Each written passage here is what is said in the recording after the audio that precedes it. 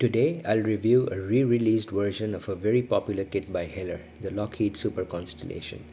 The kit review will also be supplemented with a discussion of related aftermarket accessories.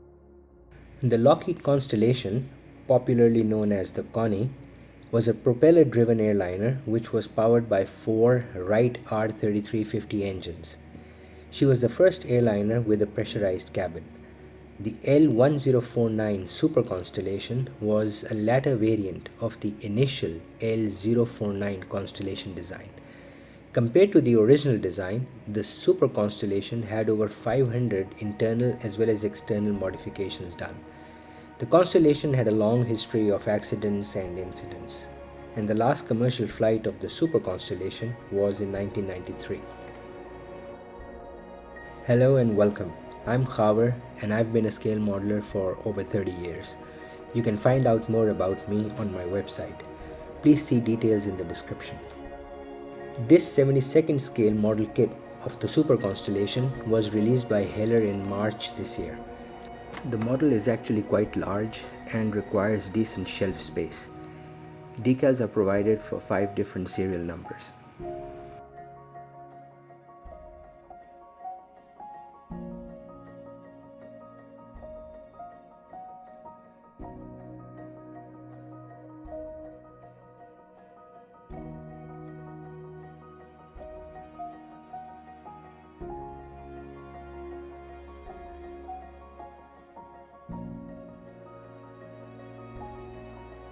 The original molds of the kit date back to 1985, but they were fully revised again in 2023. Decals, however, are only provided for TWA, no other airline.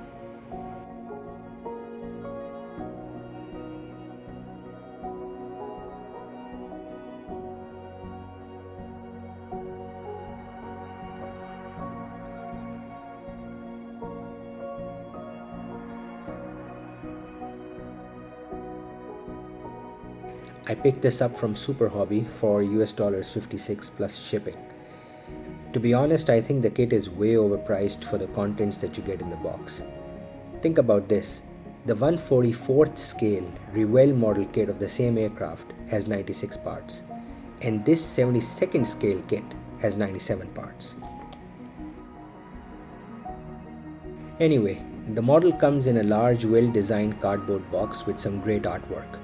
The box is significantly larger than the length of the fuselage, leaving plenty of empty space inside, which will only increase shipping costs. The 2 fuselage halves and 1 large sprue are placed in the main box. All other parts are placed inside a smaller cardboard box. Except for the transparent parts, all parts are molded in white plastic. Personally, I don't like working with white plastic because the surface detail and inconsistencies remain somewhat obscure up until the priming step.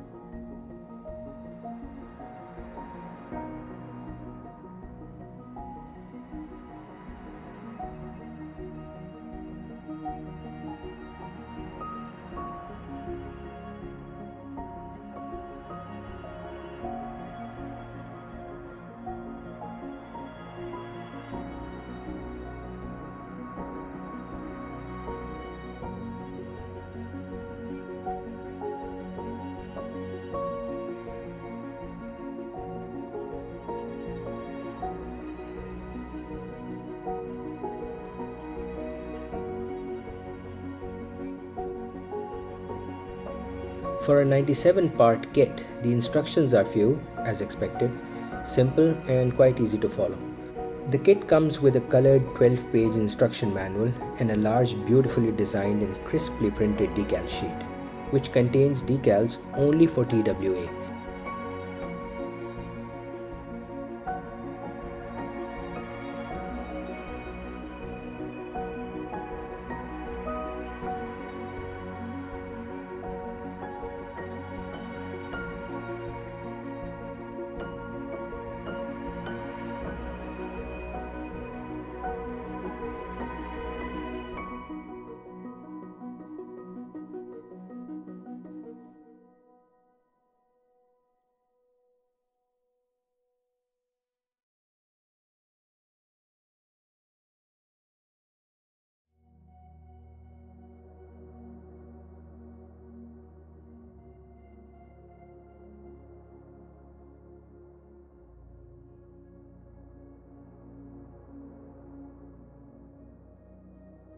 The decal sheet is also printed by Heller. However, there is not much stencil data on this decal sheet. Moreover, no decals are provided to mark the outline of cabin doors.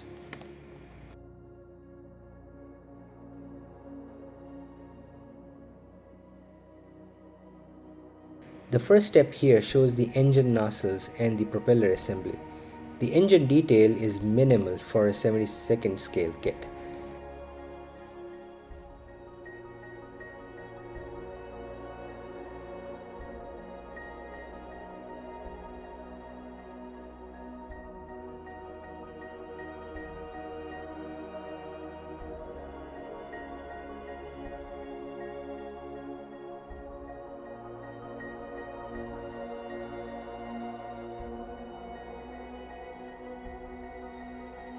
Given that this bit of detail will be clearly visible on the finished model, I therefore decided to get the metallic details Wright R3350 resin engine set to go with this kit.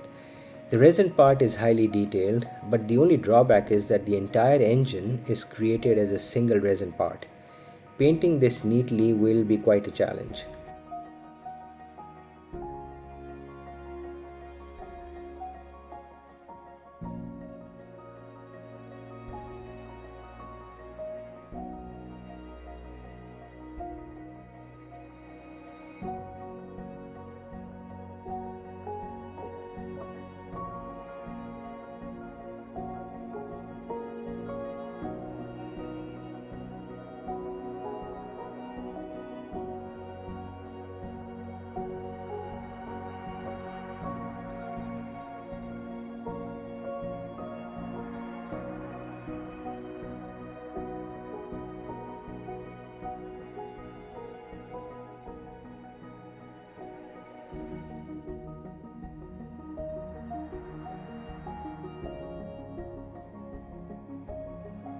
The second problem is the shape of the propeller. Super Constellations had three-bladed Hamilton Standard Hydromatic 43H60 propellers, each of which was 16 feet 10 inches in diameter. Comparing the kit part with the reference photos, the incorrect shape of the kit part clearly stands out. The actual propeller blade is long, whereas the kit part is curvy throughout the length of the prop. I therefore decided to go with an aftermarket option. Plus model from Czech makes a decent propeller part to go with this kit. Another problem is the closed ends of the exhaust pipes. These pipe ends will need some drilling to make them look more realistic.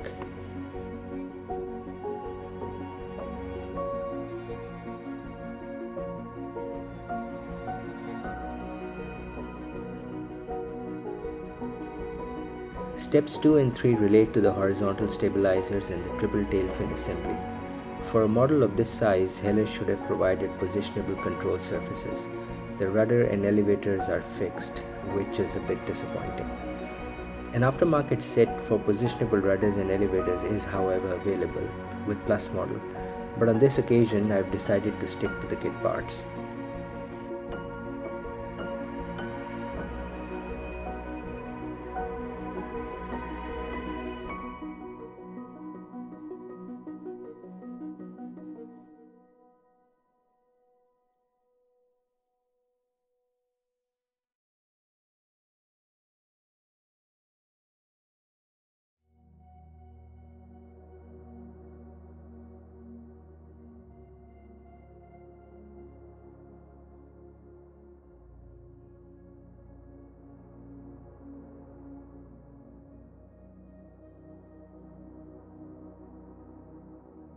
The next step is the cockpit assembly. There is hardly any detail here. The layout is quite basic. Although the full interior may not be easily visible through the windshield, it would still be nice to have some detail in the cockpit layout at this scale. Decals are provided for the instrument panel and the center console. This aircraft required a crew of 5, but no figures are included in the kit either.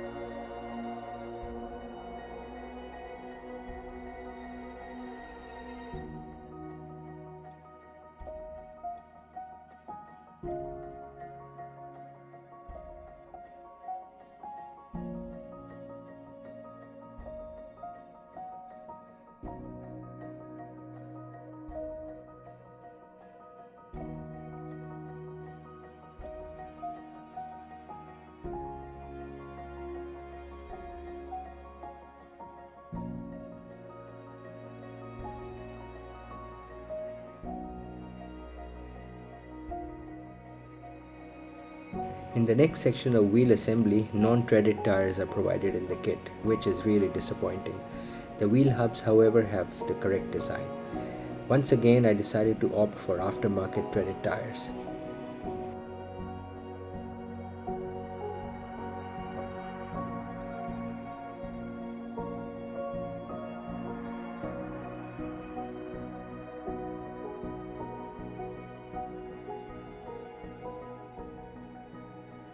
The Super Constellation has the characteristic rectangular windows, which will stand out for sure on the finished model.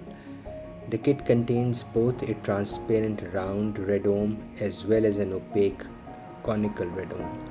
But since decals are only provided for TWA, the assembly sequence only mentions the conical radome. An 80-gram weight is recommended in the nose of the airplane. 80 grams is a considerable amount of weight. Hence, care will need to be taken during the landing gear assembly.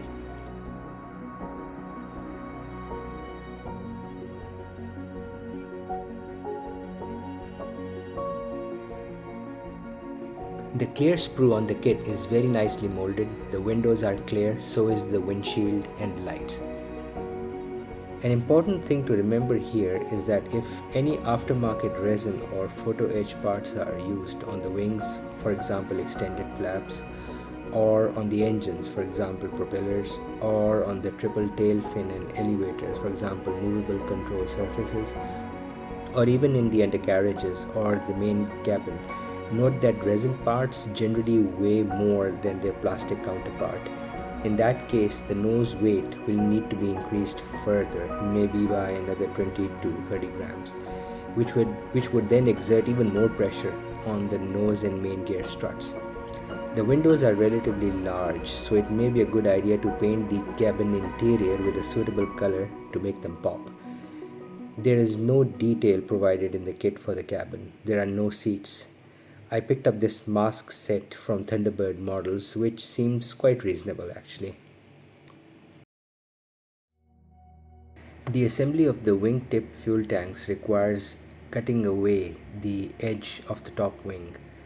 This kit does not provide an option to build wings without the tip tanks.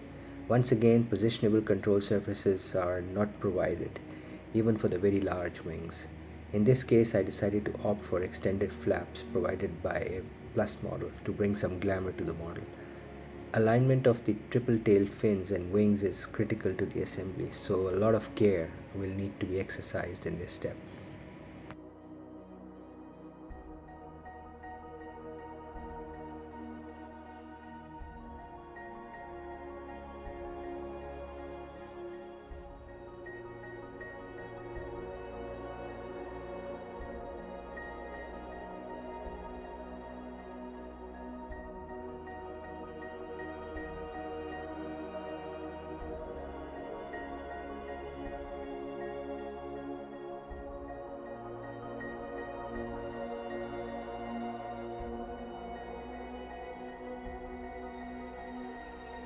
Step 9 is basic engine attachment and installation of antennas, which in this kit are clearly out of scale. The antennas may have to be scratch built or the kit parts may need to be sanded down.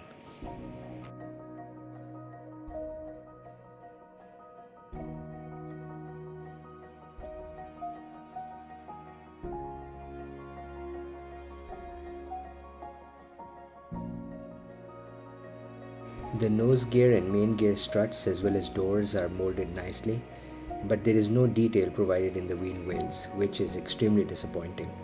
The landing gear is one of the first things that is noticed on a model of this size, and there's no way I will leave the wheel wells without detail. For me, painting the gear and the associated detail is where most of the excitement lies. I'll revert back to this step later.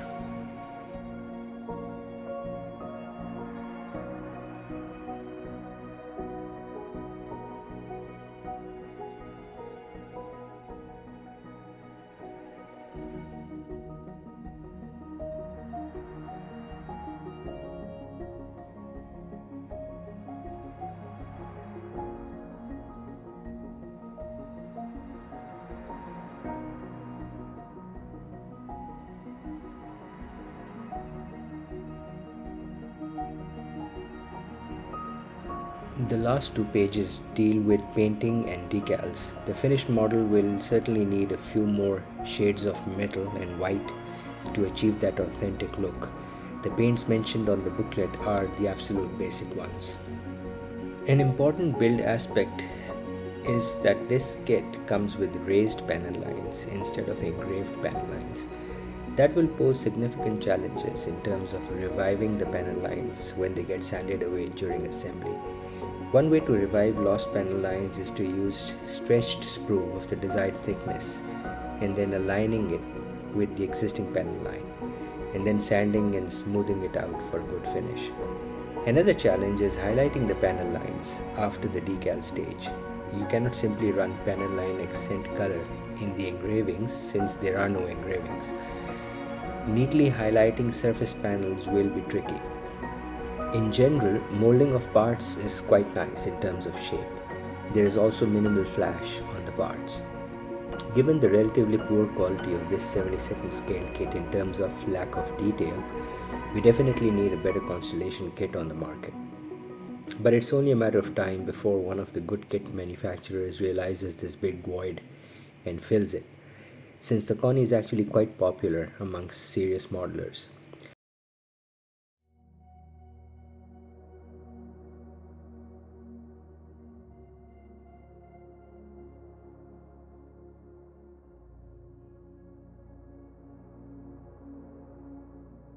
In the meantime, this detailed photo etch set from Brengen is a good alternative. There is sufficient cockpit detail provided in this set. There is also ample undercarriage and landing gear detail, which makes it a must-have for anyone attempting this kit. That's it for now. Thanks for watching. Please leave your comments, suggestions and questions and I'll get back. If you haven't subscribed to the channel yet, please consider doing so. Stay tuned for another exciting and award-winning build series coming up next. Take care.